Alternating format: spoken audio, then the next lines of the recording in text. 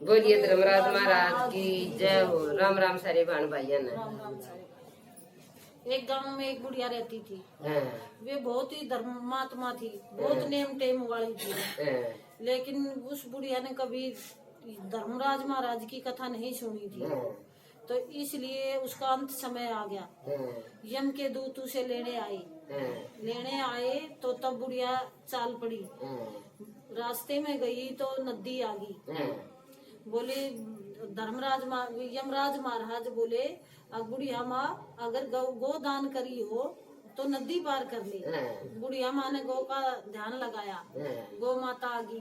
हाँ, गौ माता की पूंछ पकड़ के वे नदी पार कर गई। हाँ, नदी पार कर गई, आगे गई तो काले कुत्ते आए।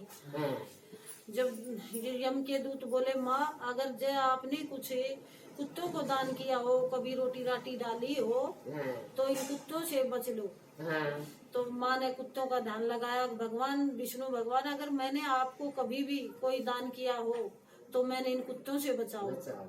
वो कुत्ते वहां से चले गए। हाँ, आगे चली तो काले कौवे आए। हाँ, कौवे उसके सिर में चोंच मारने लगे। हाँ, जब कहने लगे यमराज महाराज, बुढ़िया माँ यम के दूत जो थे, आखिर इन कुत्तों इनसे कौवों से बचो।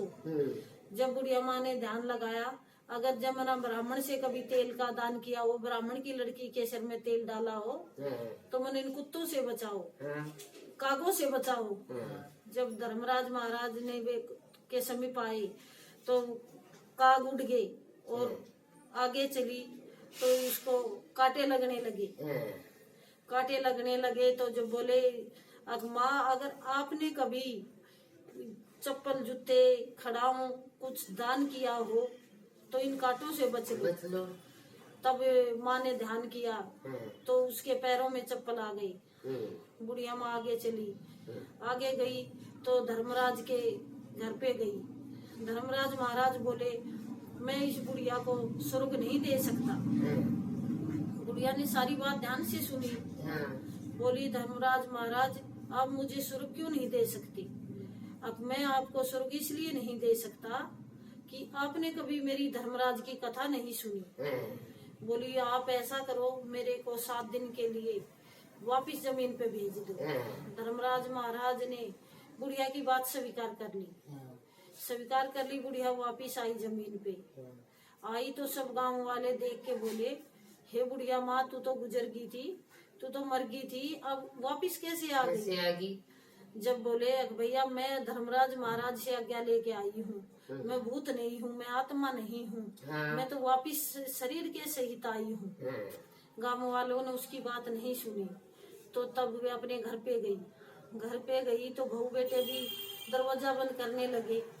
बोले, ये तो भूतनी बन के आ गई, इसको भगाओ। बोली, नहीं बेटा, मैं भूतनी नहीं हूँ, मैं तो सिर्फ अपनी जो मैंने कर्म नहीं करे थे उनको पूरा करने आई हूँ। जब बोले, बेटा ने बहू ने उसकी बात मान ली। तब बोले, माँ क्या चाहिए बोलो आपको? बोले, बेटे मेरे को सामान चाहिए, सामग्री वगैरह ला कर दो जिससे मेरी कथा पूरी हो। बेटे ने सामग्री ला दी। बुढ़िया माँ ने कहानी कही तो बहू बेटे ने हुकारे नहीं भरे। बुढ़िया माँ एक पड़ोसन के पास चली गई। पड़ोसन से कहानी सुनाई और पड़ोसन ने हुकारे भरे। जब बुढ़िया माँ ने 7 दिन हो गए तब भगवान के घर से उन्हें बुलावा आ गया और भगवान के घर से पालनी आई उनको लेने के लिए। यम के दूत नहीं आए, पालनी आई कि उन्हें धर्मराज महाराज की कहानी सुनी थी। तब कहने लगे गांव वाले और बेटा बहू, अब माँ हम भी आपके साथ चलेंगे? माँ अब कहने लगी, नहीं बेटा, मेरी कहानी तो पड़ोसन ने सुनी थी, मेरे साथ तो पड़ोसन जाएगी। अगर नहीं माँ, हम भी चलेंगे।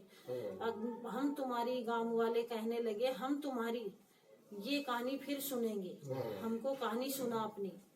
बोले, ठीक है। उसने कहानी सुनाई।